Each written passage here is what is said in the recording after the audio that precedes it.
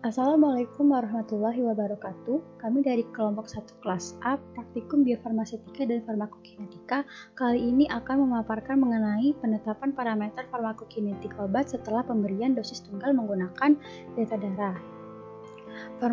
Penerapan farmakokinetik bertujuan untuk meningkatkan efektivitas terapi atau menurunkan efek samping dan toksisitas obat pada pasien. Kajian farmakokinetik sangat penting dilakukan untuk menentukan profil obat. Data yang diperoleh dapat digunakan untuk menentukan dosis yang tepat, cara pemberian obat atau waktu interval pemberian obat dari data waktu eliminasi.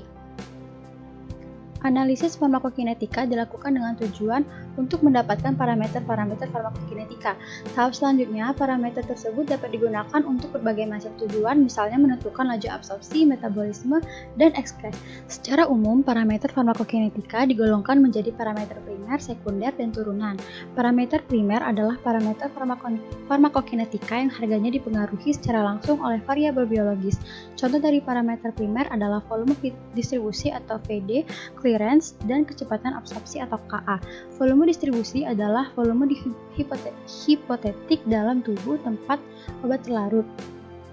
VD adalah salah satu faktor yang harus diperhitungkan untuk memperkirakan jumlah obat dalam tubuh.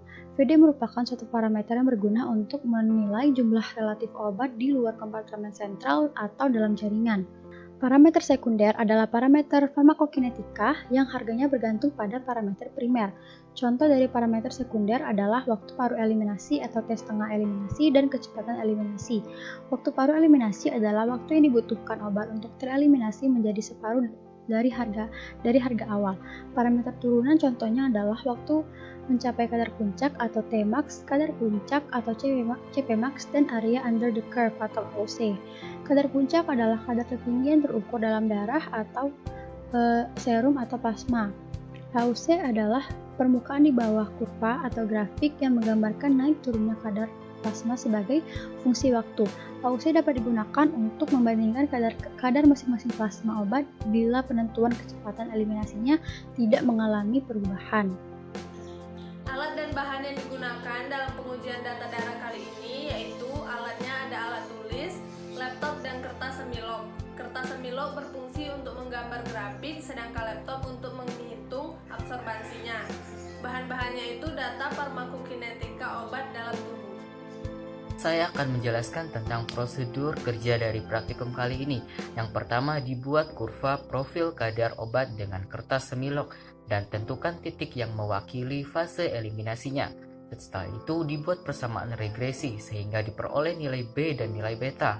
Setelah itu dimasukkan nilai T pada fase absorpsi sehingga didapatkan nilai regresi A. Dari persamaan tersebut diperoleh CP ekstrapolasi. Setelah itu dihitung nilai CP residual, kemudian dibuat nilai regresi B antara CP residual dan fase absorpsi sehingga diperoleh nilai A dan nilai alfa. Selanjutnya dihitung nilai tetapan laju eliminasi, tetapan laju absorpsi, Tmax, area under curve, volume distribusi, clearance, dan konsentrasi dalam plasma maksimum. Hasil dari praktikum kali ini diketahui bahwa pada nomor 1 fase eliminasinya dengan regresi linear Y sama dengan 1,1229 min 0,0383x. Sehingga dari data tersebut dapat dicari nilai B dan nilai beta. Nilai B dengan 13,2708 dan nilai beta 0,0882.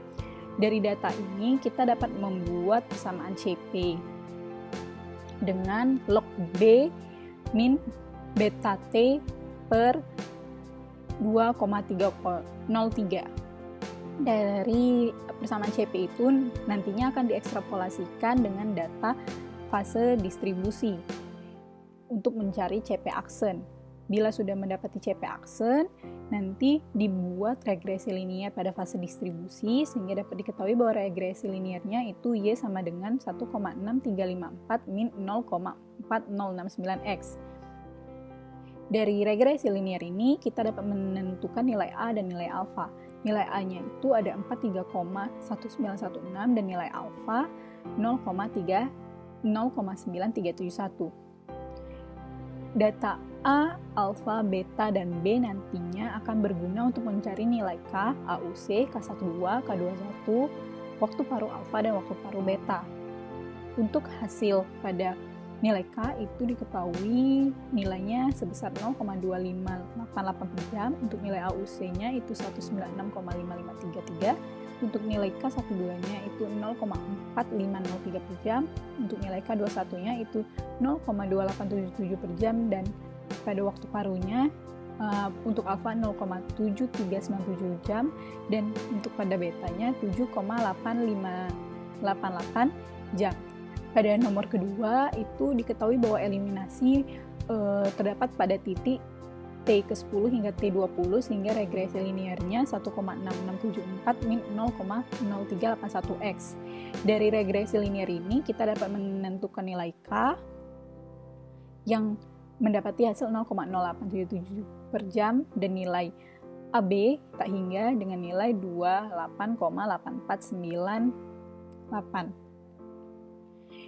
Dari data ini kita dapat mencari nilai AUC, kemudian AUC kumulatif, dan nantinya akan mendapatkan persamaan log 1 min AB per AB tak hingga versus waktu.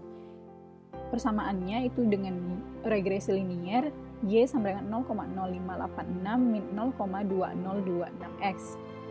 Dari persamaan ini kita dapat mencari nilai KA dengan memasukkan nilai B sehingga dapat diketahui bahwa nilainya itu 0,466 jam min 1, kemudian waktu parunya dengan lama 7,9019 jam.